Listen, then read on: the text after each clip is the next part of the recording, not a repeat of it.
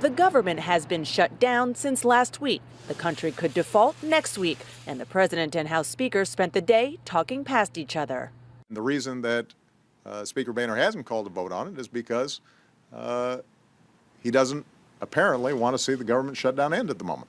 The president had us all down to the White House last week, only to remind me that he was not going to negotiate over keeping the government open or over the looming need to increase the debt limit.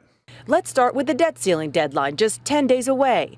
The White House signaled some flexibility on timing. The president's spokesman said they prefer to raise the debt ceiling for a year, but could accept shorter. And we're not saying today that a debt ceiling ought to be or can be any particular length of time. But timing isn't that relevant if the president insists he won't negotiate anything as a condition to raising the debt ceiling. We're not going to negotiate under the threat of further harm to our economy and middle-class families. And the House Speaker says any hike in the debt ceiling must include talks on issues directly related to the nation's debt, like entitlement reform. In an attempt to make the president look unreasonable, some 20 times Sunday, John Boehner said all he wants is a conversation. My goal here is not to have the United States default on their debt. My goal here is to have a serious conversation about those things that are driving the deficit and driving the debt up. And the president is risking default by not having a conversation with us. On the government shutdown, 7 days in, still no end in sight. The president taunted the speaker for refusing to schedule a vote on a clean, no-strings-attached bill to fund and reopen the federal government. If Republicans and Speaker Boehner are saying there are not enough votes, then they should prove it. That in response to Boehner insisting the votes are not there. But some of Boehner's rank-and-file moderate Republicans disagree. You agree with that? With respect to the Speaker, I do not agree.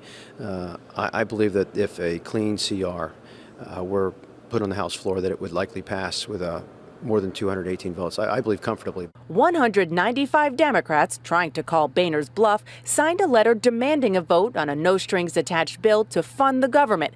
That would mean 22 Republicans would have to defy their leadership.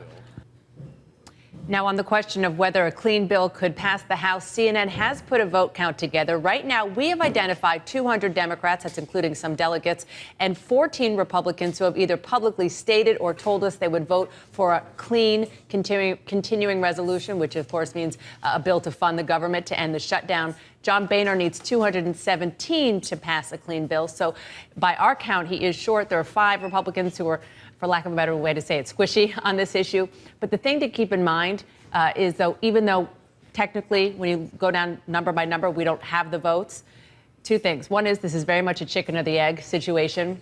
Several Republicans have not said publicly that they would vote for this and won't do so because why take the political risk if John Boehner isn't going to put this on the floor? The other point I'd like to make is that I was talking to a senior Republican source today who said point blank, the main reason John Boehner is not putting this on the floor is because that would be the end of his speakership.